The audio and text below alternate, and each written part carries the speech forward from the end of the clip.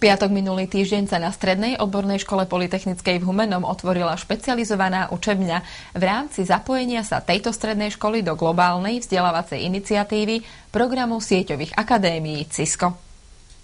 Otvorenie špecializovanej učebne bolo spojené s dňom otvorených dverí, takže Stredná odborná škola Polytechnická bola v posledný deň minulého týždňa neobvykle plná.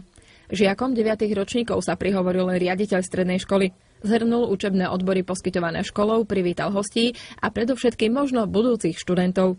Dominantou tohto dňa však bolo otvorenie špecializovanej učebne CISCO, kde sme dnu vstúpili až po slávnostnom prestrihnutí pásky. Urobili sme veľa, všetko preto, aby táto učebňa vznikla a najdôležitejšie boli samozrejme finančné prostriedky, ktoré sme získali z projektu Európskej únie a tieto prostriedky nám v podstate pomohli na to, aby sme túto učebňu vybudovali. Trebalo urobiť odnova všetko podlahy, trebalo urobiť osvetlenie nové, trebalo vybaviť počítačovú učebňu stolami a takisto počítačmi a špeciálnym vybavením pre sieťové a informačné technológie. CISCO je svetová spoločnosť, ktorá stála pri zrode internetu.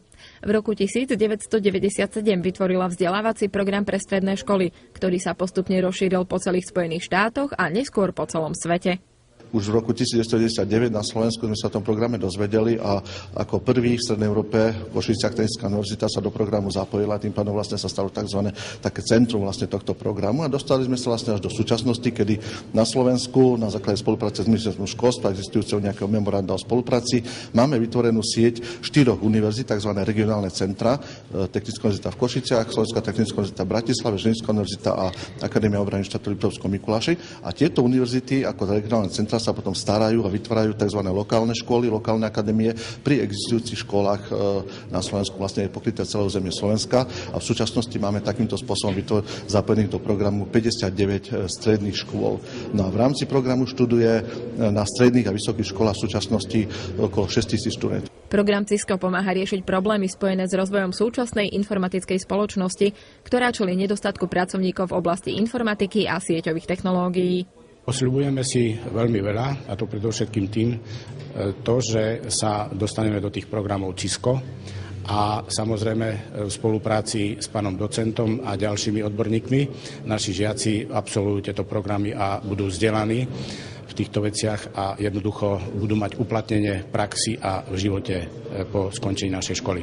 Tento program a spolupráca s univerzitami však nie je jedinou novinkou, ktorú Stredná odborná škola Polytechnická ponúka. V školskom roku 2011-2012 otvárame nový študijný štvoročný odbor s maturitou mechanik požiarnej techniky. Tá naša spolupráca do budúcna, čo si predstavujem asi ja takto, že budeme prístupní a otvorení v škole v tom, že budeme poskytovať priestory na vykonávanie tej odbornej praxe, odborných činností, čo sa týka pri ošetrovaní tej hasičskej techniky. Stredná odborná škola Polytechnická tak rozširuje možnosť získať vzdelanie v rôznych stavbárskych, strojárskych a elektrotechnických, štúdijných a učebných odboroch o ďalšie, adekvátne nadväzujúc na ponuku a dopyt na pracovnom trhu.